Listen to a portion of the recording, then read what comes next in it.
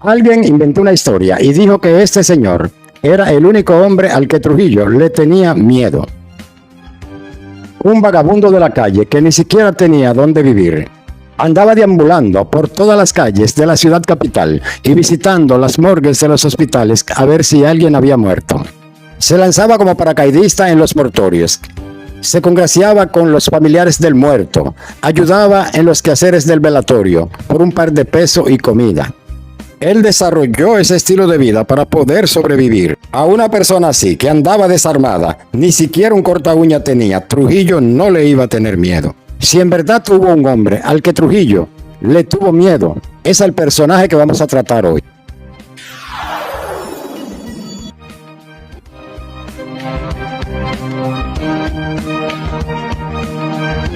Enrique Blanco fue un famoso personaje dominicano, en torno a quien se tejió toda una leyenda por ser considerado la persona más buscada por Rafael Leónidas Trujillo durante los primeros años de la dictadura.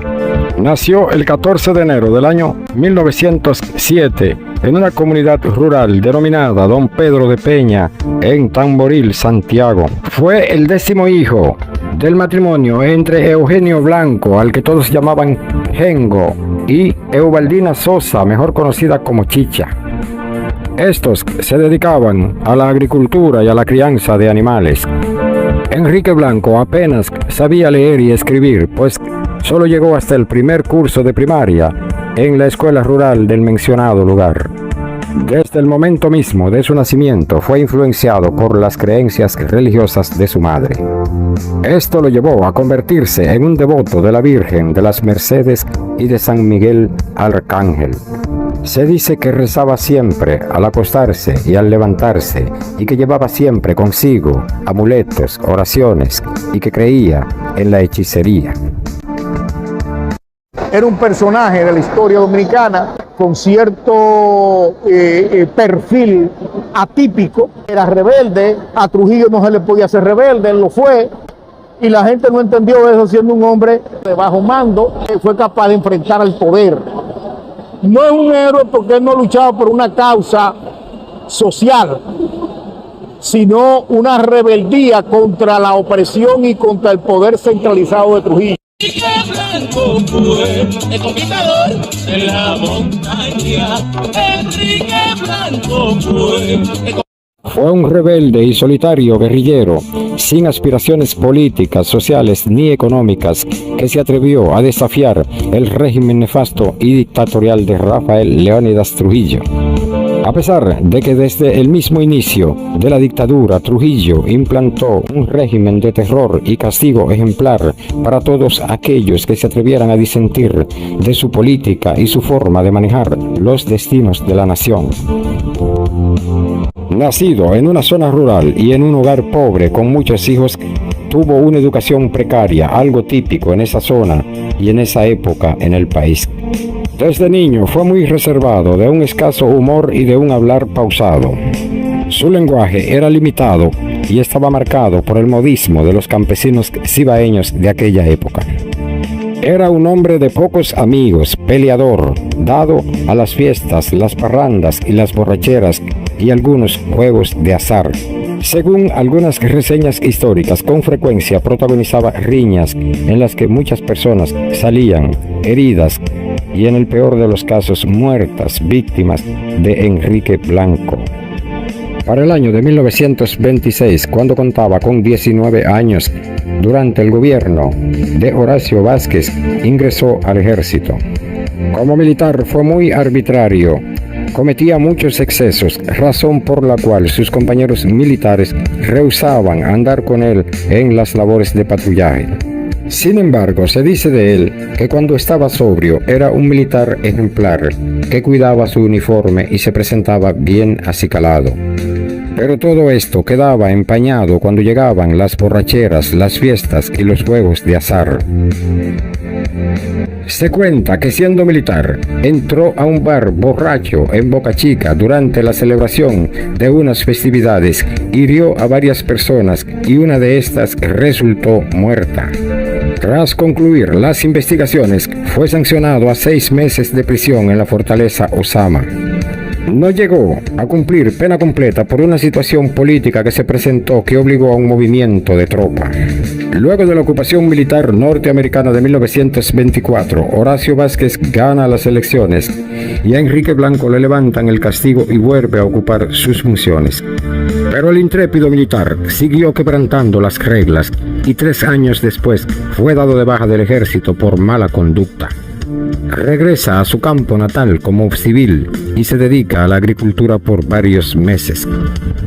En el año 1929 muere su madre, Eubaldina Sosa, y en 1930 es reincorporado al ejército. Fue designado al centro de enseñanza del kilómetro 9 en la carretera Duarte y tiempo después a la fortaleza Osama.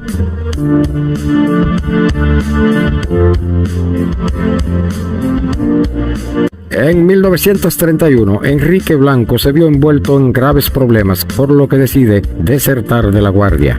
Sobre esta situación hay varias versiones, pero ninguna se ha podido establecer como verdad absoluta. Lo que sí está claro es que a pesar de que la primera vez fue dado de baja por su mal comportamiento, esta vez la segunda se comportó aún peor. A su segundo paso por el ejército, dio más rienda suelta a sus adicciones, a los juegos de azar, las borracheras y la mala conducta en sentido general. Se comenta que varios alistados asistieron a una taberna reconocida en la parte alta de la ciudad Trujillo, donde protagonizaron una riña en la que Enrique Blanco mató a un barbero e hirió a un guardia de gravedad. Conociendo las sanciones que esto conllevaría, Blanco abandona el ejército para evitar la condena. Otra versión señala que desertó cuando fue descubierta una trama para apresar al tirano Rafael Leonidas Trujillo en la fortaleza Osama. Se dice que a excepción de Enrique Blanco, todos los que participaron en el plan contra el tirano fueron apresados y desaparecidos. Una tercera versión destaca que Enrique Blanco se sintió mal por el ascenso de un compañero de cabo a sargento que según él se hizo en franca violación al escalafón militar. Increpó a su superior, le disparó con su fusil y se llevó el arma. Enrique Blanco disparó su revólver, mató al sargento e hirió a un soldado que le llamaban Tulín Núñez. Entonces, después que mató al sargento, en medio de aquel terror, parece que el gobierno dijo, bueno, ya esto hay que ponerle fin.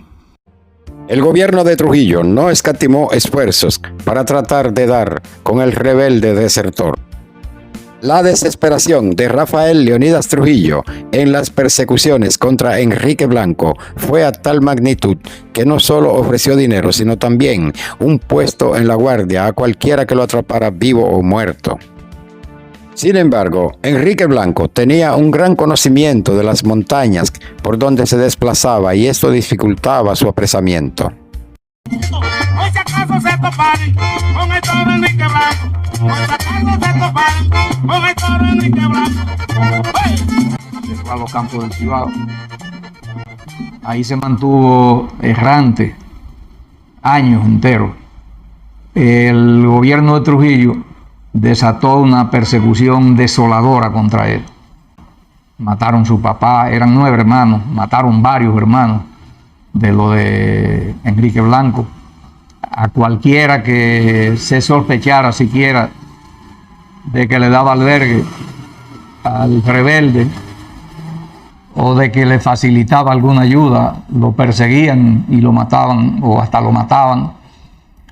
Y así se mantuvo durante 4 años en los campos y caminos del Cibao, que era una hazaña en aquel tiempo. Enrique Blanco se refugió en las montañas de Santiago, donde se mantuvo por varios años, resistiendo las persecuciones de las tropas del ejército. Se le atribuyeron múltiples delitos y crímenes a personas contrarias a sus intereses y ligadas al régimen trujillista. El gobierno lo declaró delincuente peligroso que habría matado a personas contrarias a sus intereses y defensores del régimen de Trujillo. Trujillo puso precio a su cabeza y ofreció recompensa a cualquiera que lo atrapara vivo o muerto. Enrique Blanco fue odiado por unos y querido por otros. Unos lo veían como un valiente hombre que se oponía a Trujillo y a su dictadura. Otros lo consideraban como un bandido que mantuvo en zozobra la región del Cibao por más de 5 años. Que él creó una habilidad por encima de la preparación militar de los demás, lo que le dio esa supremacía. Lo que yo entiendo que es parte de la fábula, porque fuerzas militares, como era el ejército del tirano, tenían una preparación extraordinaria. Lo que parece ser que los propios militares, que muchas veces tienen un código no publicado, no lo iban a ejecutar y muchas veces lo dejaban escapar. Reseñas populares cuentan sobre esta leyenda que un brujo haitiano le preparó un resguardo para que nadie pudiera matarlo. Al finalizar su trabajo, el brujo haitiano le dijo a Enrique Blanco que a partir de ese momento solo Dios y él podían matarlo, por lo que éste procedió a asesinarlo de inmediato y percatarse que solo Dios tenía esa potestad. Está ligado un poco a la construcción del imaginario que agrega creencias, religiones e inventos para crear un cuadro y crear mucho mayor fantasía, mucho mayor curiosidad y mucho mayor impacto explicando al personaje. Porque se decía que él tenía un bacá, que había sido llevado a Haití, que se le hizo un trabajo para protegerlo, porque tenía un amuleto. Que ya todos esos son elementos de la religiosidad popular dominicana. Debido a los problemas con la dictadura, los familiares más cercanos de Enrique Blanco fueron gravemente afectados. El 24 de octubre del año 1936 fueron encontrados los cuerpos putrefactos de 2 de sus hermanas en la comunidad La Berea, cercano a Tamboril. Estos fueron Ramón Eugenio y Jesús María Blanco Sosa. Fueron asesinados por agentes al servicio de la tiranía. Su padre también corrió la misma suerte cuando un fuerte contingente militar se presentó a su casa y lo apresó. Fue llevado a la fortaleza de Puerto Plata, donde permaneció preso hasta ser trasladado junto a otros prisioneros en un guardacosta. Según algunas reseñas históricas, el padre de Enrique Blanco fue amordazado con una pesa y lanzado su cuerpo al mar, donde finalmente murió junto a otros prisioneros.